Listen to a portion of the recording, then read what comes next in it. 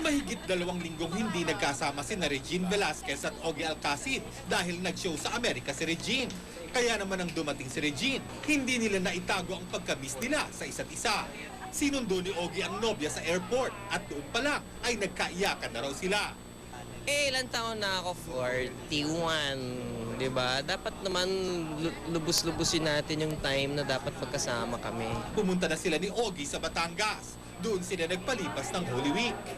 Oo, naka-relax, nakatulog siya, sarap. Siyempre, kaya wala lang yung mga anak ko. But alis naman ako ng May 3. Punta naman ako sa Sydney. Sa April 22 ay birthday na ni Regine. Ang plano sana ni Ogie, dalhin siya sa Boracay, sa Goma Cup. Pero may nakaschedule siyang taping sa Maynila. Gusto niya naman sana mag-Hong Kong, kaya lang, gagaling lang niya ang States.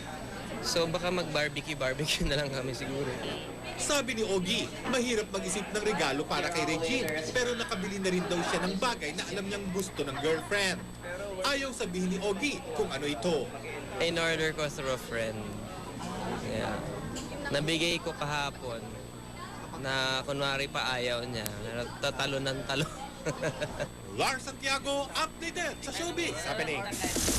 Mamaya Philippine Entertainment Portal, ano kaya ang reaksyon sa bagong demand ni Richard Gutierrez? Tutukan yan.